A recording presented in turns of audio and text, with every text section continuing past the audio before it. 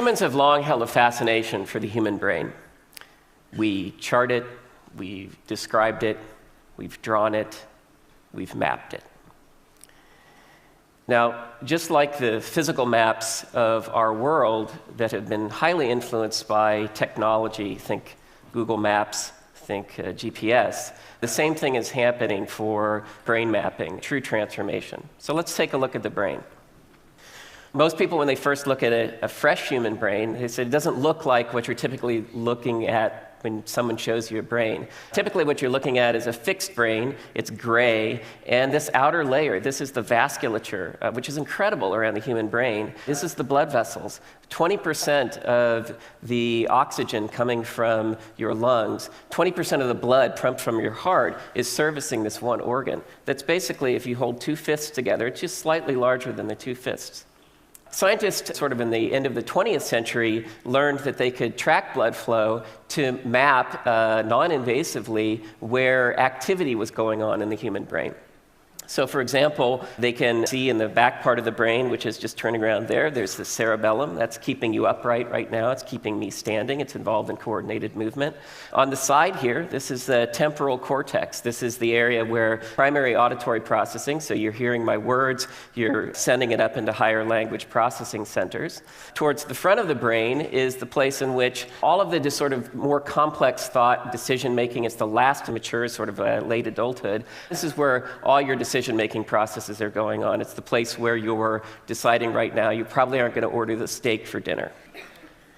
So if you take a deeper look at the brain, one of the things, if you look at it in cross-section, what you can see is that you can't really see a whole lot of structure there. But there's actually a lot of structure there. It's cells and it's wires all wired together. So about 100 years ago, some scientists invented a stain that would stain cells. And that's shown here. In the very light blue, you can see areas where neuronal cell bodies are being stained. And what you can see is it's very non-uniform. You see a lot more structure there. So the outer part of that brain is the neocortex. It's one sort of continuous processing unit, if you will. But you can also see things underneath there as well. And all of these blank areas are the areas in which the wires are running through. They're probably less cell dense. So there's about 86 billion neurons in our brain. And as you can see, they're very non-uniformly distributed. And how they're distributed really contributes to their underlying function. And of course, as I mentioned before, since we can now start to map brain function, we can start to tie these into the individual cells. So let's take a deeper look.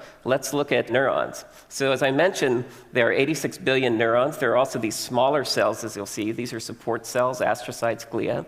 And the nerves themselves are the ones who are receiving input. They're storing it. They're processing it.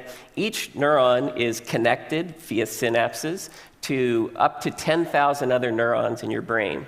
And each neuron itself is largely unique. The unique character of both individual neurons and neurons within a collection of the brain are driven by fundamental properties of their underlying biochemistry. These are proteins. They're proteins that are controlling things like ion channel movement. They're controlling who nervous system cells partner up with. And they're controlling basically everything that the nervous system has to do. So if we zoom in to even deeper level, all of those proteins are encoded by our genomes. We each have 23 pairs of chromosomes. We get one from mom, one from dad, and on these chromosomes are roughly 25,000 genes. They're encoded in the DNA, and the nature of a given cell driving its underlying biochemistry is dictated by which of these 25,000 genes are turned on and at what level they're turned on.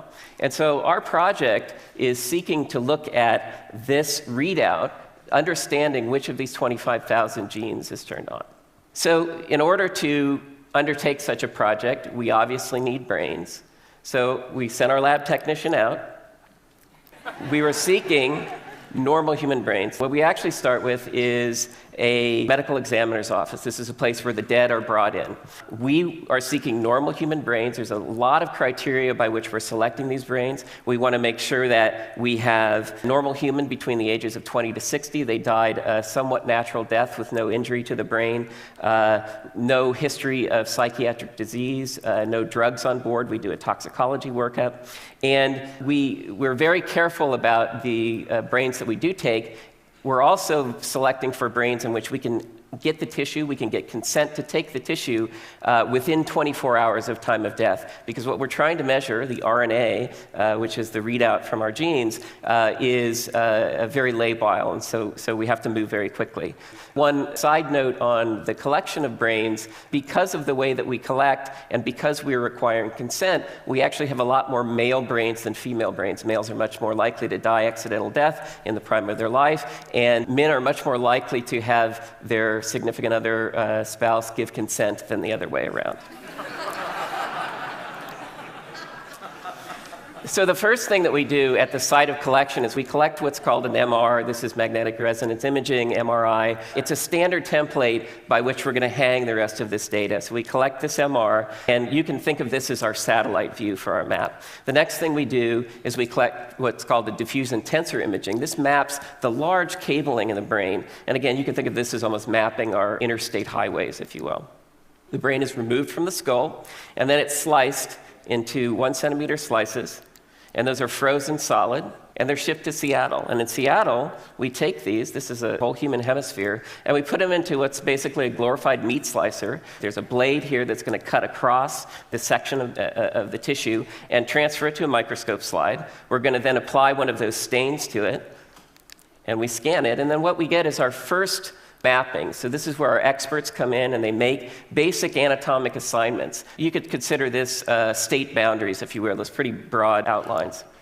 From this, we're able to then fragment that brain into further pieces, which then we can put on a smaller cryostat. And this is just showing this here. This is frozen tissue, and it's being cut. This is 20 microns thin, so this is about a baby hair's width. And remember, it's frozen, and so you can see here old-fashioned technology of a paintbrush being applied. We'd take a microscope slide, and we very carefully melt onto this slide.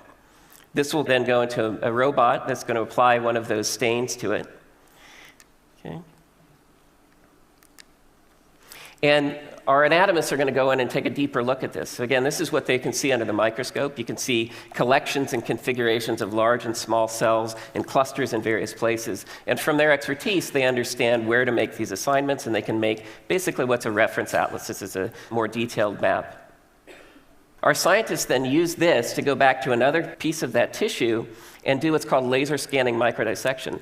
So the technician takes the instructions, they scribe along a place there, and then the laser actually cuts. You can see the blue dot there cutting, and that tissue falls off. You can see on the microscope slide here, that's what's happening in real time. There's a container underneath that's collecting that tissue. We take that tissue, we purify the RNA out of it using some basic technology, and then we put a fluorescent tag on it. We take that tagged material and we put it onto something called a microarray. Now, this may look like a bunch of dots to you, but each one of these individual dots is actually a unique piece of the human genome that we spotted down on glass. This has roughly 60,000 elements on it, so we repeatedly measure various genes of the 25,000 genes in the genome.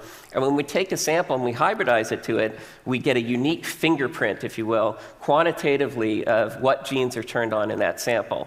Now we do this over and over again. This process for any given brain, we're taking over 1,000 samples for each brain. This area shown here is an area called the hippocampus. It's involved in learning and memory, and it contributes to about 70 samples of those 1,000 samples. So each sample gives us about 50,000 data points with repeat measurements, 1,000 samples. So roughly we have 50 million data points for a given human brain. We've done, right now, 2 human brains worth of data. We've put all of that together into one thing, and I'll show you what that synthesis looks like. It's basically a large data set of information that's all freely available to any scientist around the world. They don't even have to log in to come use this tool, mine this data, find interesting things out with this. So here's the modalities that we put together. You'll start to recognize these things from what we've collected before. Here's the MR. It provides the framework. There's an operator side on the right that allows you to turn. It allows you to zoom in. It allows you to highlight individual structures. But most importantly, we're now mapping into this anatomic framework, which is a common framework for people to understand, where genes are turned on. So the red levels are where a gene is turned on to a great degree. Green is the sort of cool areas where it's not turned on. And each gene gives us a fingerprint. And remember that we've assayed all the 25,000 genes in the genome and have all of that data available. So what can scientists learn about this data? And we're just starting to look at this data ourselves. There's some basic things that you would want to understand. Two great examples are drugs, Prozac and Wellbutrin. These are commonly prescribed antidepressants. Now remember, we're assaying genes. Genes send the instructions to make proteins. Proteins are targets for drugs. So drugs bind to proteins and either turn them off, et cetera. So if you want to understand the action of drugs, you want to understand how they're acting in the ways you want them to, and also in the ways you don't want them to, in the side effect profile, et cetera. You want to see where those genes are turned on. And for the first time, we can actually do that. We can do that in multiple individuals since we've assayed two. So now we can look throughout the brain, we can see this unique fingerprint, and we get confirmation. We get confirmation that indeed the gene is turned on for something like Prozac in serotonergic structures, things that are already known to be affected. But we get to see the whole thing. We also get to see areas that no one has ever looked at before, and we see these genes turned on there. Is this interesting side effects? It could be. One other thing you can do with such a thing is you can, because it's a pattern matching exercise, because there's a unique fingerprint, we can actually scan through the entire genome and find other proteins that show a similar fingerprint. So if you're in drug discovery, for example, you can go through an entire listing of what the genome has on offer to find perhaps better drug targets and optimize. Most of you are probably familiar with genome-wide association studies in the form of people covering in the news saying scientists have recently discovered the gene or genes which affect X. And so these kinds of studies are routinely published by scientists, and they're great. They analyze large populations, they look at their entire genomes, and they try to find hotspots of activity that are linked causally to genes. But what you get out of such an exercise is simply a list of genes. It tells you the what, but it doesn't tell you the where. And so it's very important for those researchers that we've created this resource. Now they can come in and they can start to get clues about activity. They can start to look at common pathways, other things that they simply haven't been able to do before. So I think this audience in particular can understand the importance of individuality. And I think every human, we all have different genetic backgrounds. We all have lived separate lives. But the fact is, our genomes are greater than 99% similar. We're very, very similar at the genetic level. And what we're finding is actually, even at the brain biochemical level, we are quite similar. And so this shows it's not 99%, but it's roughly 90% correspondence at a reasonable cutoff. So everything in the cloud is sort of roughly correlated. And then we find some outliers, some things that lie beyond the cloud. And those genes are interesting, but they're very subtle. So I think it's just an important message to take home today that even though we celebrate all of our differences, we are quite similar even at the brain level. And what do those differences look like?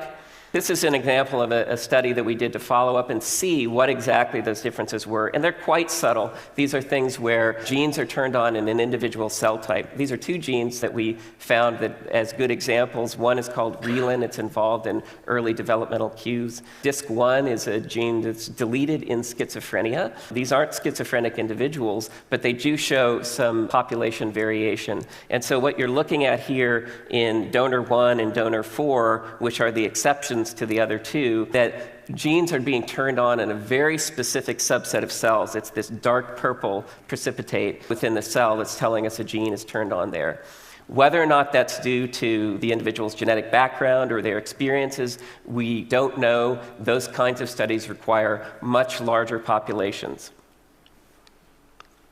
So I'm going to leave you with a final note about the complexity of the brain and how much more we have to go. I think these resources are incredibly valuable. They give researchers a handle on where to go, but we've only looked at a handful of individuals at this point. We're certainly going to be looking at more. I'll just close by saying that the tools are there, and this is truly an unexplored, undiscovered continent. This is the new frontier, if you will. And so for those who are undaunted but humbled by the complexity of the brain, the future awaits.